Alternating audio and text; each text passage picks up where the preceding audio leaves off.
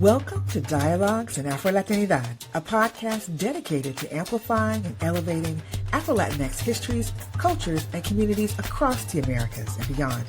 I'm your host, Dr. Michelle Vasquez. Join us for conversations with experts and artists to learn more about Afro-Latinidad. Venga. My guest today is Regina Mills. She is an associate professor of American culture at the University of Michigan. She was previously associate professor in the Department of English and holder of the Elton Lewis Faculty Fellowship in Liberal Arts at Texas A&M University. She served as a guest co-editor of Post-Soul Afro-Latinidades, a special issue of the Black Scholar in 2022. And in 2024, she published her first book as part of the Latinx The Future Is Now series with the University of Texas Press, entitled Invisibility and Influence, A Literary History of Afro-Latinidades. Thank you so much for joining me today. Thank you Welcome. for inviting me. So we will, as I like to say, jump right in. So we were talking a little earlier, and you told me you grew up in, or originally from, Northern Virginia, near DC. And now you're a scholar of Latinx studies and American culture. So how did this all start? How did this all happen? How did you get interested in exploring the visibility and invisibility, certainly, of Afro-Latinx communities and Latinx communities more broadly? Yeah, so I actually came to graduate school to write a dissertation on U.S. Central American literature. I am Guatemalan-American. My mom was an immigrant from Guatemala. Lots of immigrants from Central America came during the Civil Wars to D.C. area. And my dad was white American, and his family was from coal country in West Virginia. So it was very different type of a family dynamic. But I didn't know very much about the history of Guatemala. And after going on this research trip in 2013, where I actually went to the genocide trial they had against Jose Efren Rios Montt in Guatemala, I kind of had been really interested in writing this project, and I had put together this book list of everything I could find about Central Americans. I thought that was going to be my project. And then during grad school, actually right before my prelim exams, my mom actually died very, very young at 45. And it was very hard for me to continue the project thinking about, her. And I was trying to keep doing it. And I was reading these books. And one of the books that was on the list was by Afro-Panamanian journalist and memoirist Veronica Chambers. And she has a book called Mama's Girl. And I was just really, I was really interested and intrigued by it, and the way that it kind of reflected on Blackness and Central American and kind of Central American Caribbean identity. I really love the first chapter, which was this metaphor of double Dutch jump roping, and thinking about how double Dutch can think about Blackness and girlhood and Central Americanness. And so I kind of just decided from that to follow that thread, and to then start reading all the memoirs. Really, I was reading everything about Afro-Latinx writers, but the thing that I noticed is how many Afro-Latinx writers were writing with memoir and autobiography and other types of life writing texts. And so I kind of decided that I was going to go in that direction. So, and one of the things I still do with the book is think about how U.S. Central American studies and its thoughts about visibility connect also to Black studies ideas about visibility, and try to bring those together. But so basically I was going to start from a totally different idea. And then this book kind of made me think, that I wanted to go into Afro-Latinx studies. Well, first of all, I'm so sorry to hear about your mother, but it's really very powerful that you took that and it led you down a whole different path. You got inspired by these other experiences that were very real and material for you. And again, I think that happens to a lot of the people I talk to, that there's something from their deep in their personal world that takes them into the space of Afro-Latinidad. So we're glad that you are here and are doing this really amazing, important work. And I wanted to get into a little bit more about what's the word I want to look for? Some defining moments. So you've mentioned this one, of course, but what about, I guess I'm thinking about graduate school. There's often those classes or those professors who help you steer you, or who are blocking you from your path, or other experiences that come to mind, whether it's conferences or just meeting people, traveling. So just curious about some important moments in that journey for you. Yeah, absolutely. So I would say one of the things that was really defining for me is kind of in 2017, I got two fellowships, one to the El Centro, the Center for Puerto Rican Studies, a kind Hmm. of dissertation summer fellowship, and then also the Schomburg Center for Research in Black Culture for the New York Public Library Fellowship. And it was really great because I had this semester, it was like the only semester I had off from teaching during grad school. I had actually been a high school teacher before I came to grad school. And so I was like teaching my own classes from like day one. And it was, Hmm. it's stressful when you're teaching a lot of classes and you're trying to write and you're trying to do different Yeah. things. But I had the semester off, and I was able to take both of both the fellowships around the same time, and it was so powerful to like look at the archives of like Arturo Schomburg and Jesus Hmm. Colon and the Young Lords and P.D. Thomas, and I really think that that was powerful for me because I got to one like think about the context in which these writers were creating, Hmm. being activists. I got to see multiple drafts of different things that I was studying. Right, Down These Mean Streets, P.D. Thomas's archive has tons of different drafts of them, which are going Oh, that yeah.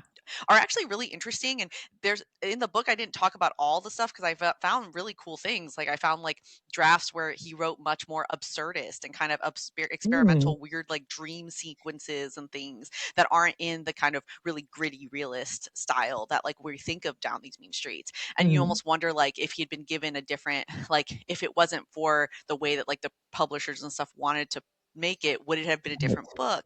Right. He had this whole outline for like a play about like a guy named Petey that goes to Puerto Rico and joins the independence movement and like Mm. struggles with what his place as like a New Yorican is in the Puerto Rican Hmm. independence movement. So it was Uh-huh. like such a powerful thing to have these time. And I was in New York City too, where so many of the people that I talked Yes. about were writing, right? So I would like in the evenings get to marinate on things while I'm walking around, these streets that you're like, this is the street that he talks about in this book. This is the street Hmm. where the Young Lords occupied this church, or right. So it Yes. was Yes. really powerful, and obviously I wanted to go back, but the pandemic happened, so I never got to go back to do these other archival works, to think about like Pura Belpre and some other people that I talk about, but didn't really get to look into their works as much. Hmm. So that was a really memorable moment. And then another memorable moment was actually when I got to go to the NEH Transnational Dialogues seminar Aw. that you ran in Afro-Latin-American Afro-Latinx Studies, because it was for me really cool since I got to meet so many amazing scholars, Hmm. intensive reading, intensive presentations, met other people who were working in the same kind of stage as me, people who were, at tenured levels or in other Hmm. areas. And I felt like it really strengthened some of the kind of transnational aspects, which I felt like I was struggling with because since I was in an English department at the time, there was a Hmm. lot more focus on wanting to be English language text. And so sometimes felt like it was harder for me to incorporate more of the Latin American studies work that was there. That was for me also really powerful kind of like 2 weeks where we really like got to dive into it. And it felt really nice, especially Hmm. after like 2017. And then to have like 5 years later, this other really intensive moment in the summer was really cool. Well, I just want to say one thing about the Schomburg Center. It's just a magical Oh, yeah. place. If anyone who's listening has been, they know. And if you're curious, you should definitely check out their activities and if you can get into the archives and all of that. But for me, because it was a place where I was able to do research on both the 18th and 19th century and the 20th century, and just kind of like, can I just stay here in this space and do these things? I mean, Yes. I looked a little bit at the Pitty Thomas archives as well. There was some other work on the there were some organizations I was looking at on the Cuban, Afro-Cuban side. Mm, And but I was just kind of like, well, what else is here? Let me see what else is going on here. And there was just incredible, incredible work. I'm always raving about it in my classes. Like, you have to go. When we talk about Arturo Schomburg and all the other, him as a collector, but also just the influence it has had on this on the field, on multiple fields. And then thank you so much for. I'm so glad you were able to join us for the NEH Summer Institute in 2022. I've been asked many, many times, like, when are we doing this again? And given the current climate, that's not happening in that same mm, way. But I am trying to figure out, like, how can we gather? Maybe it's smaller groups multiple times a year, just something, because I think part of the reason we wanted to do it was that I know that, yes, there's a lot of great cohorts and collaborative activities happening in places like New York, but what's happening in Nebraska, what's happening in these other parts of the country where people aren't surrounded by scholars who do this kind of work, and I can say some of that here in Maine where I am. That's also yeah. sometimes an issue, but at the same time, I wanted to kind of help create a platform where people were thinking more transnationally about it. And so I'm really glad it was helpful for giving you a framework to think more transnationally, more about the connectivity between Latin America and the U.S. piece of things. So I'm very excited that those were momentous parts of your journey. Mhm. Now, I know that you are passionate about community and humanities approaches to key issues for the day, and also the limits and possibilities of representation in old and new media. So, I'd like to, if you could tell us a little bit more about all of those areas or parts of those areas from our previous conversation as before we got started. Absolutely. So, I'm a humanities scholar, and and obviously, I'm thinking, especially, I'm excited about moving from an English to an American culture department because it allows for a little bit more interdisciplinarity, right? A little bit less disciplinedness, if you will, Mhm. right? When it Mhm, comes to things. mhm, But I think at heart, I've always kind of felt like arts and the humanities give an insight that sometimes becomes missing when we overly value the quantitative, right? And in this kind of mhm, era in which so many things are data are kind of focused around this kind of data and mhm, numbers, and also around a time of like efficiency, because when I think about like the humanities, I think of like how you have to like take things slowly and you have to take time with something and you need to look at mhm, something, right? It's why it's like so hard with like generative AI and LLMs. There's so much of this like kind of, to me, like robbing us of like learning. It robs us of beauty, it robs us of time. I mean, it literally robs people of their work and uses it to make the work itself, right? yeah, But it's yeah. also just like this way in which like we can all kind of pretend to know something or pretend to create something rather than actually realizing that like art and this stuff takes time, right? And Mhm, that really engaging with something requires a vulnerability, it requires time, it requires mhm, failure, it requires a lot of things. So I guess it's really like I love the idea of just thinking about how a person painstakingly made choices, right, to describe how they lived, how they experienced life. mhm, And I think that's why, like, in general, I love ideas of close reading, right? Like, okay, like actually look at the text, let's think about the word choice, let's think about this. um and obviously we have to look around the context too, right, and think about that. But like I don't know, I think that if we we really can't give up that idea of taking time to truly engage with the work that somebody put together, right? um mhm, and to me also like literature, film, video games, which is what I've been working on more mhm, recently, kind of games and play. They also really provide meaningful insight into like how individuals like think of themselves in community, but also as mhm, outsiders, right? Maybe outside of community. mhm, And so I'm really just interested too in how media, the genres within different media, kind of allow us to consider like the expectations, the norms, that we kind of all navigate right through the society, right? Societally, but also even formally, right? How are we allowed to write about our experiences, right? When I'm thinking mhm, about PD Thomas, right, and how he's trying to do these different formal things, like who is making him not allowed to present Afro-Latini that in that way, right? yeah, How do video games prime us to think about blackness or to not think about blackness, right? How, mhm, again, that question of why do Afro-Latino writers seem so drawn to life writing from like Schomburg mhm, onwards? What mhm, is it about the form that was welcoming to them, right? Which is one of the things that drove the book. I just think about how when like the pandemic happened, people turned to art, they turned to fiber arts, right? They turned to reading, they turned to cooking, they turned to baking. Like they didn't turn mhm. to like, numbers, right? They turned to humanities and the arts. And so I just like, I don't know, I think it's really important to try to like in the classroom and the work I do show like that humanities perspectives are very meaningful and important and they shouldn't be taken out of the conversations as we're thinking about the really hard issues of today. Yeah, I'm like, I want a sneak peek of the class so I can see what you guys are doing. But I want to dig in a little deeper about the video game piece of this. So if you could Mhm. say a little bit more about that. Yeah, so I've just been thinking like so I was talking about this other day with stuff too. Like the book that I'm working on now is on like Latinidad and play and thinking about how Latinos and Afro Latinos are represented in games, right? And I was originally Mhm, video games, so I find myself kind of going further out to thinking about how like board games or trading card games or other forms of play, mhm, right? mhm, Fandoms that people have are thought about. And that came originally because of the work I did on the Black Scholar with Trent Masiki when we did our co-edited work. I he kind of encouraged me to write about. I had been playing the Miles Morales video games, Miles Uh-huh. Morales, the Afro-Puerto Rican Spider-Man, and so Yeah. I wrote this article about how he's represented and how he, kind of shows a way of existing as Afro-Latino that isn't apologetic or isn't like, oh, I don't know if I like am Black or Latino. It's just very much Right. like I am, and this is the world I exist in. Mhm. So for me, it was like a kind of good start to thinking about, okay, like how have Latinos and Afro Latinos been thought about in video games? And so I've been kind of working on different ideas about thinking about how they're represented, but also like in the industries themselves, how do Latinos and Afro Latinos, like what role do they have in the industries? Mm. And also like how is like these video games representations, how do they prime people to think different ways about Latinos and Afro Latinos, right? Especially as video games are always tied to the society in which they're in. Like, when we Yeah. think about like the video games, for example, during like 9/11, post 9/11, and how they represented, right, Arab people, Muslim people, like that impacted how people saw, right, these groups. Yeah. Yeah. And so, these are important industries and we think of them as frivolous sometimes, but to Yeah. me, it's like if we really actually read into this, hopefully we can also help our students see like the things they're kind of consuming and what impact it has on them.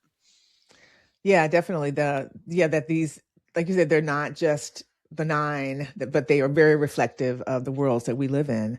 Hmm. And then I guess along that arena, as a scholar, how do you think that your work contributes to understanding these transnational Afro Latinx communities? And I think maybe thinking about it, especially around the media, but also the work in your new book.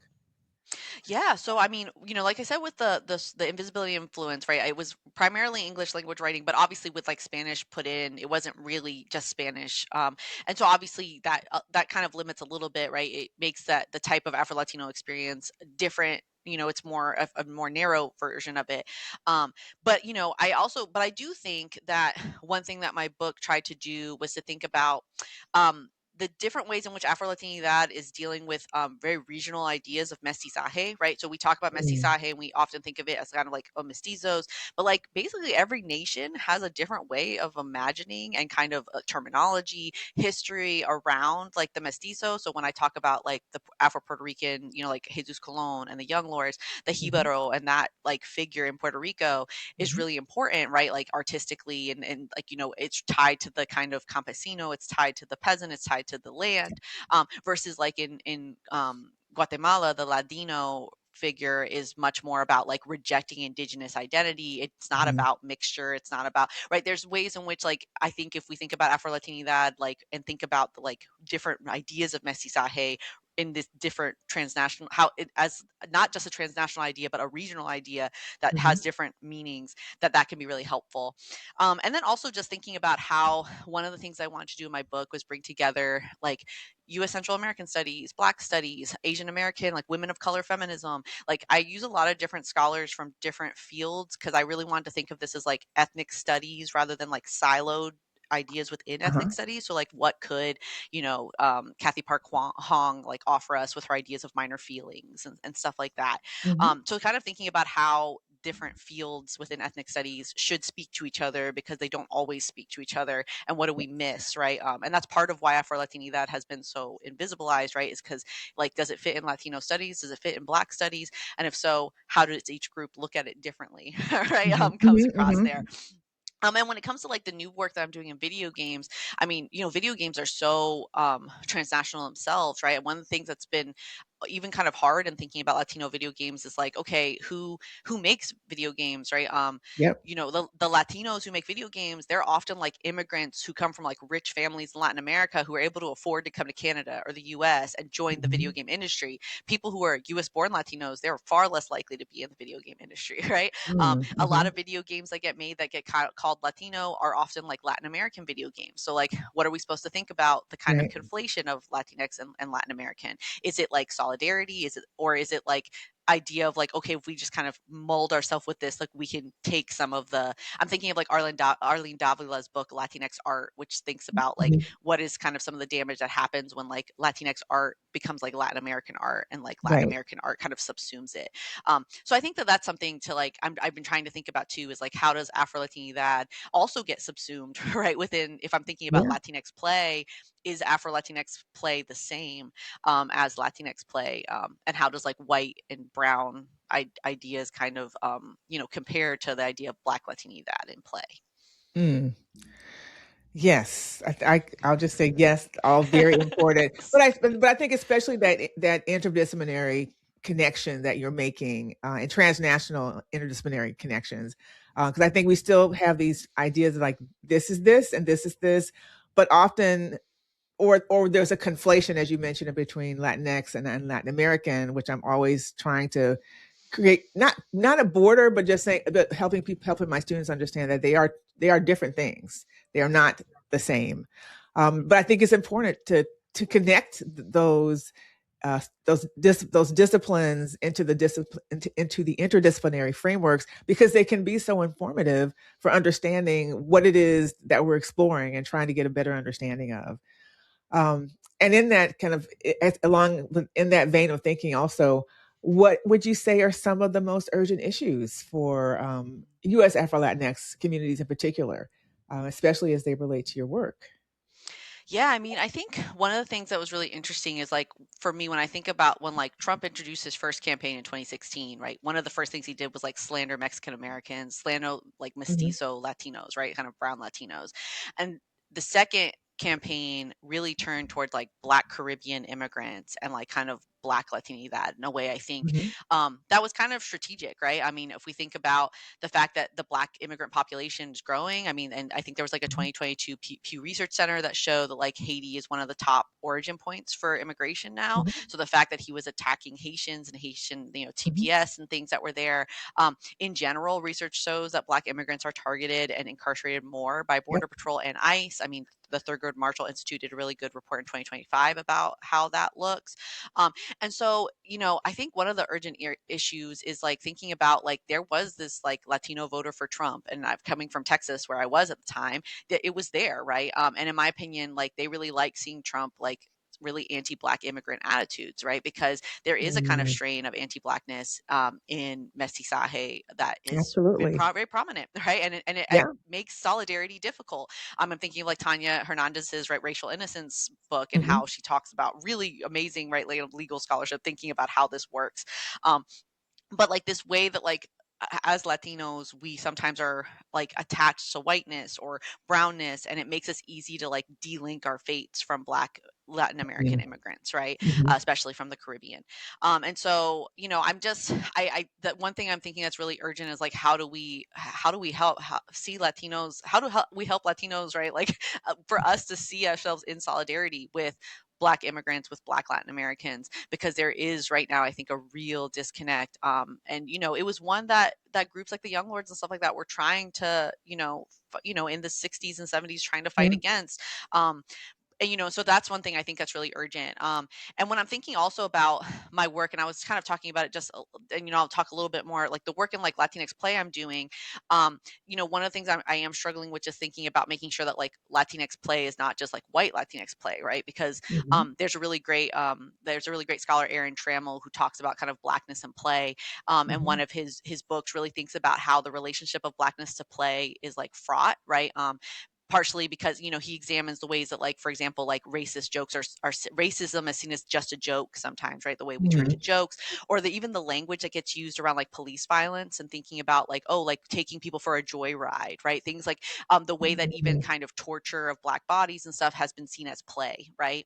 And Hmm. so for me, I'm really trying to think too about how can I take into account different ideas about play when like there seems to be really racialized ideas around play. And there's a really great Yeah. Ariel Prater who used to work at the Strong Museum of Play.